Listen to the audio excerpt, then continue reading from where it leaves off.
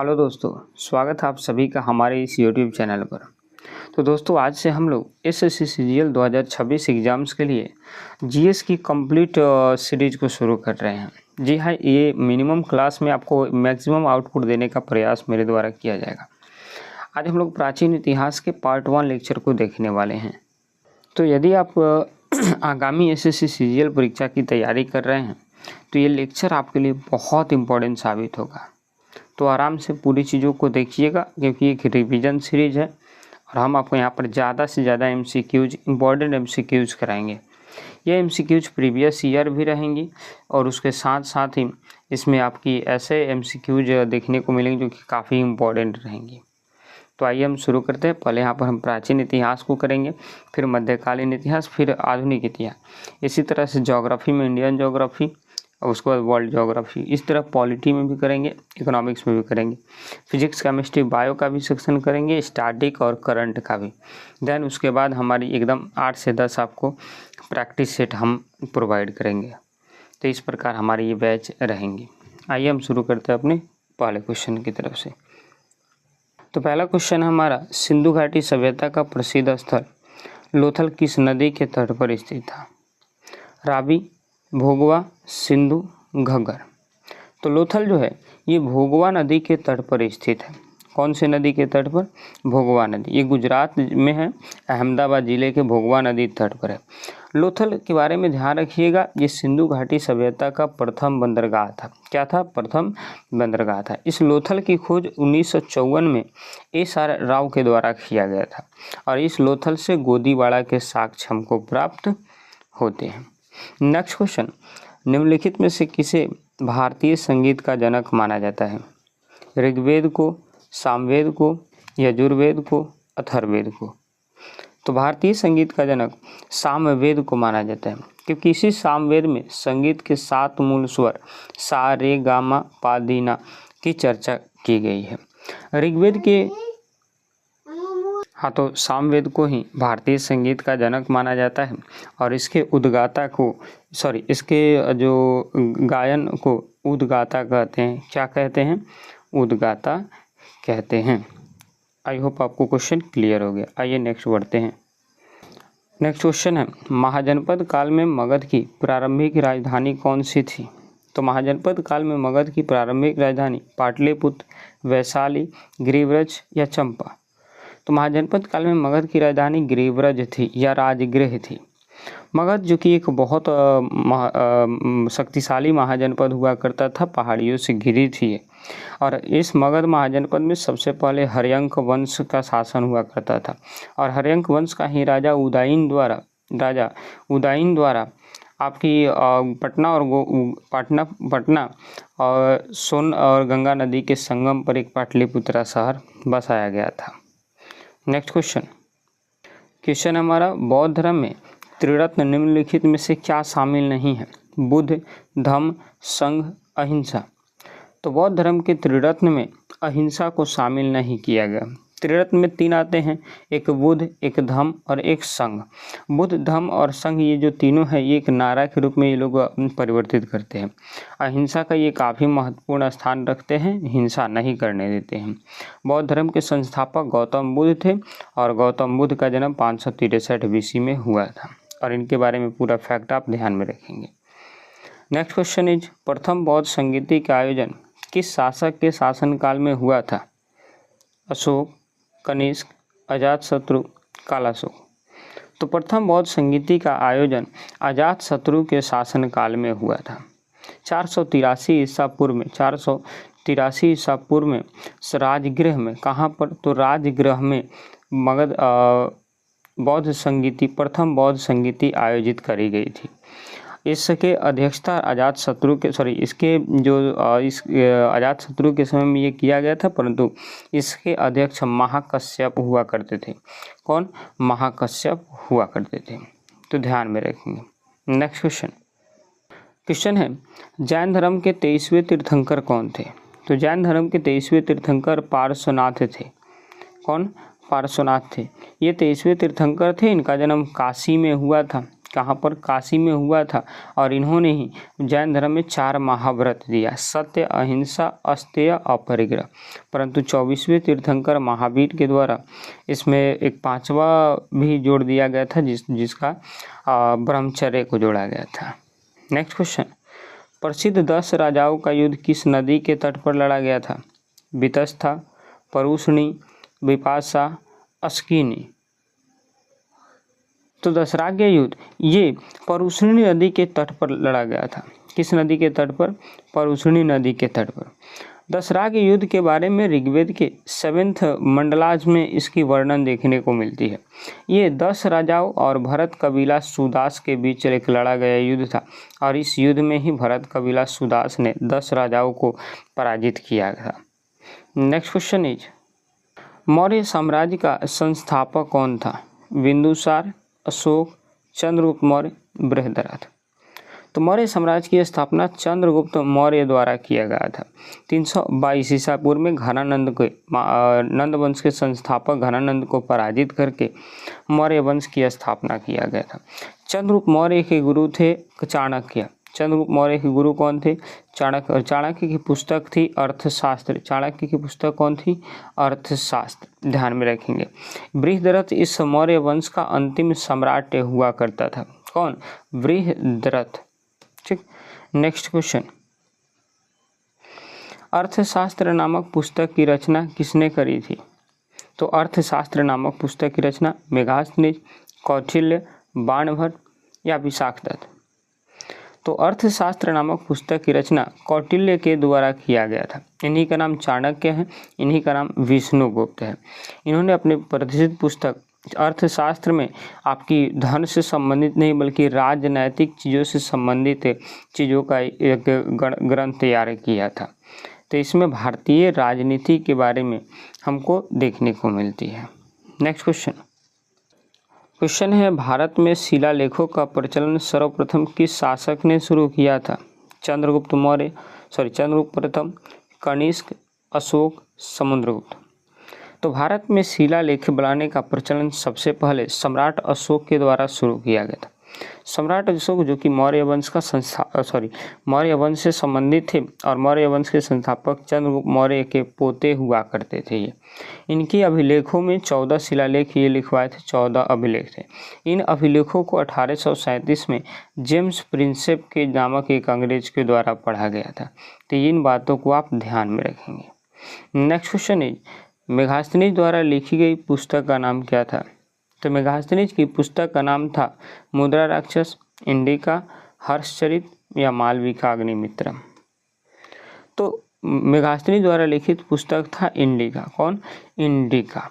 Indica जो मेघास्थनीज भारत में एक सेल्यूकस निकेटर का राजदूत बनकर के आया था, क्योंकि आप जानते हैं 326 ईसा पूर्व में जब सेल्यूकस निकेटर का भारत में आक्रमण होता है तो चंद्रगुप्त मौर्य उसको हरा करके उसकी पुत्री हेलन से विवाह कर लेता है। उसी हेलन का संरक्षक बनकर आया था कौन? मेघास्थनीज भारत में, और इसने भारतीय इतिहास पर इंडिका नामक पुस्तक लिखा था। नेक्स्ट क्वेश्चन है, कलिंग युद्ध का विवरण अशोक के किस शिलालेख से प्राप्त होता है? 5वें, 10वें, 13वें या 8वें? तो कलिंग युद्ध का वर्णन 13वें शिलालेख से देखने को मिलता है। इसी में लिखा है कि कलिंग नरेश के साथ अशोक ने 261 ईसा पूर्व में एक मानवता को शर्मसार कर देने वाली युद्ध लड़ा था। इस युद्ध के बाद उसने भारी घोष के जगह पर धम्म घोष को अपना लिया। हिंसा को पूरी तरह त्याग करके अहिंसा का मार्ग अपना लिया और इसने बौद्ध धर्म को भी अपना लिया था। नेक्स्ट क्वेश्चन, शुंग वंश का संस्थापक कौन था? अग्निमित्र, पुष्यमित्र शुंग, देवभूति, वसुमित्र। तो शुंग वंश का संस्थापक पुष्यमित्र शुंग था। इसी ने मौर्य साम्राज्य की अंतिम शासक बृहद्रथ की हत्या करके भारत में एक नए साम्राज्य यानी पुष्यमित्र शुंग वंश की स्थापना करवाया था। इसी ने भारत में 2 अश्वमेधा यज्ञ किया था। कौन? पुष्यमित्र शुंग ने। नेक्स्ट क्वेश्चन है, भारत में सोने के सिक्के सबसे पहले किस वंश के राजाओं ने जारी किए थे? तो भारत में सर्वप्रथम सोने के सिक्के कुषाण वंश ने, गुप्त ने, हिंद यवन ने, मौर्य ने। तो राइट आंसर इज हिंद यवन। हिंद यवन शासकों ने ही भारत में सर्वप्रथम सोने के सिक्के जारी किए थे। हिंद यवन ये भारत के पहले सोने के सिक्के जारी किए थे और सर्वाधिक शुद्ध सोने के सिक्के कुषाण शासकों ने जारी किए थे। भारत का स्वर्ण युग गुप्त काल को कहा जाता है, ये ध्यान में रखेंगे। नेक्स्ट क्वेश्चन, प्रसिद्ध कुषाण शासक कनिष्क के समय कौन सी बौद्ध संगीति का आयोजन किया गया था? प्रथम, द्वितीय, तृतीय, चतुर्थ। तो कुषाण के शासक के समय चतुर्थ बौद्ध संगीति का आयोजन किया गया था। कहाँ पर? तो इसका वो जो आयोजन किया गया था वो आपकी कुंडलवन कश्मीर में। कहाँ पर? कुंडलवन कश्मीर में इसका आयोजन किया गया था। तो राइट आंसर इज चतुर्थ बौद्ध संगीति। नेक्स्ट क्वेश्चन है, शक संवत की शुरुआत किस वर्ष हुई थी? तो शक संवत की शुरुआत 78 ईसा पूर्व में हुआ था। इसकी शुरुआत जो है शक संवत की शुरुआत कुषाण शासक सम्राट कनिष्क के द्वारा किया गया था। अपने राज्यारोहण के 78वें वर्ष थी। भारत सरकार द्वारा इसे ही आधिकारिक राष्ट्रीय पंचांग के रूप में प्रयोग किया जाता है। तो right answer is option B. Next question, भारत का नेपोलियन किस गुप्त शासक को कहा जाता है? चंद्रगुप्त प्रथम, समुद्रगुप्त, चंद्रगुप्त द्वितीय या स्कंदगुप्त? तो भारत का नेपोलियन समुद्रगुप्त को कहा जाता है। एक इतिहासकार थे B.A. स्मिथ। इन्होंने भारत में समुद्रगुप्त के विजय अभियानों का जब चर्चा किया तो मालूम चला कि वो सेम आपकी नेपोलियन के जैसा ही था, तो इसलिए इनको भारत का नेपोलियन कहा गया था। नेक्स्ट क्वेश्चन है, चीनी यात्री फाहियान किस गुप्त शासक के शासनकाल में भारत आया था? तो फाहियान समुद्रगुप्त के समय, चंद्रगुप्त द्वितीय के समय, कुमारगुप्त के समय या स्कंदगुप्त के समय? तो फाहियान वह गुप्त शासक था जिसने चंद्रगुप्त सेकंड के समय भारत आया था। चीनी बौद्ध भिक्षु फाहियान चंद्रगुप्त द्वितीय के विक्रमादित्य के शासनकाल में यह आया था और अपनी बौद्ध ग्रंथों में इसने कई सारी भ्रमण किया और भ्रमण करके अपनी प्रसिद्ध पुस्तक फो क्यू की रचना इसने करी थी। कौन? फो क्यू। नेक्स्ट क्वेश्चन, प्रसिद्ध नालंदा विश्वविद्यालय की स्थापना किस गुप्त शासक ने करवाई थी? तो नालंदा विश्वविद्यालय की स्थापना चंद्रगुप्त प्रथम, समुद्रगुप्त, कुमारगुप्त या भानुगुप्त? तो राइट आंसर इज कुमारगुप्त प्रथम के द्वारा नालंदा विश्वविद्यालय की स्थापना करवाया गया था। 5वीं शताब्दी ईसा पूर्व में इसकी स्थापना बिहार के नालंदा जिले में करवाया गया था और इसको जो है इसे ऑक्सफोर्ड ऑफ महायान भी कहा जाता है। महायान भी इसको कहा जाता है, ध्यान में रखेंगे। और इसी को पूरा तरह से नष्ट करवाया था बख्तियार खिलजी। बख्तियार खिलजी के बारे में पूरी कहानी आप जानते हैं। नेक्स्ट क्वेश्चन है, हर्षचरित एवं कादम्बरी ये पुस्तक के रचयिता कौन है? बाणभट्ट, हर्षवर्धन, दंडी या भारवी? तो हर्षचरित और कादम्बरी के रचयिता बाणभट्ट हैं। Right answer is option A. Banabhatta Vardhan वंश के महान शासक हर्षवर्धन के दरबारी कवि थे। उन्होंने संस्कृत भाषा में राजा हर्षवर्धन की जीवनी हर्षचरित तथा प्रसिद्ध ग्रंथ कादम्बरी की रचना की। तो right answer is option A. Next question, प्रसिद्ध चीनी यात्री ह्वेनसांग किसके शासनकाल में भारत आया था? तो ह्वेनसांग जो है चंद्रगुप्त मौर्य, हर्षवर्धन, कनिष्क या पुलकेशिन द्वितीय के शासनकाल में भारत आया था। तो राइट आंसर इज हर्षवर्धन के समय में, यानी ह्वेनसांग जो है हर्षवर्धन के शासनकाल में भारत आया था। और इसी ने ह्वेनसांग को यात्रियों का राजकुमार कहा जाता है। यात्रियों का राजकुमार कहा जाता है। इसी ने अपनी प्रसिद्ध पुस्तक लिखी थी CU की। कौन सी? CU की, ध्यान में रखेंगे। नेक्स्ट क्वेश्चन है, अजंता की गुफाएं मुख्य रूप से किस धर्म से संबंधित है? जैन धर्म, बौद्ध धर्म, हिंदू धर्म या आजीविक संप्रदाय?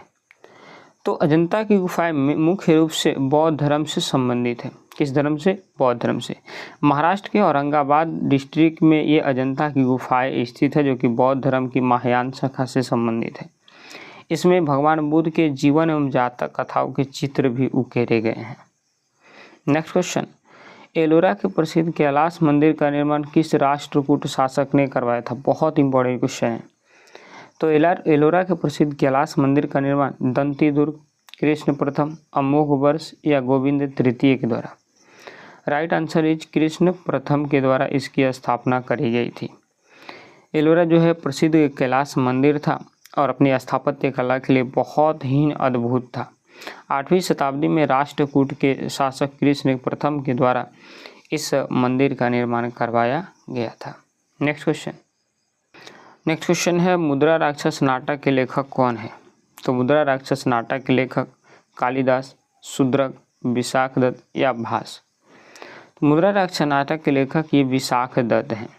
विशाखदत्त द्वारा रचित है ये मुद्रा राक्षस एक ऐतिहासिक नाटक है और इसमें बताया गया है कि किस प्रकार चाणक्य ने नंद वंश का नाश कर चंद्रगुप्त मौर्य को सिंहासन पर बैठाया था। और आज की लास्ट क्वेश्चन, सिंधु सभ्यता का कौन सा स्थल मृतकों के टीला के नाम से जाना जाता है? हड़प्पा, कालीबंगा, मोहनजोदाड़ो, धौलावीरा? तो मोहनजोदाड़ो का शाब्दिक अर्थ होता है मृतकों का टीला। इनको मृतकों का टीला, भूतों का टीला, प्रेतों का टीला, सिंध का नकलिस्तान, सिंध का बाग, ये सब कहा जाता है इसको। सिंधु नदी के किनारे स्थित है और 1922 ईस्वी में राखल दास बनर्जी के द्वारा इसकी खोज करी गई थी। तो आई होप आपको ये पूरा सेशन अच्छा लगा। 25 क्वेश्चन किए, 25 क्वेश्चन और हम कल के लेक्चर करेंगे, यानी 2 पार्ट इसमें आएंगे, फिर 2 पार्ट मध्यकालीन के लिए भी और 2 पार्ट आपकी आधुनिक के लिए भी आएंगे। बहुत इंपॉर्टेंट क्वेश्चन, आप आराम से चीज़ों को नोट करिए अगर नोट करने वाला है, नहीं तो आप आराम से देखिए। PDF आपको टेलीग्राम पर मिल जाएंगी, ज्वाइन कर लेंगे टेलीग्राम को। मिलेंगे आपसे एक और नई वीडियो में, तब तक के लिए जय हिंद, जय भारत।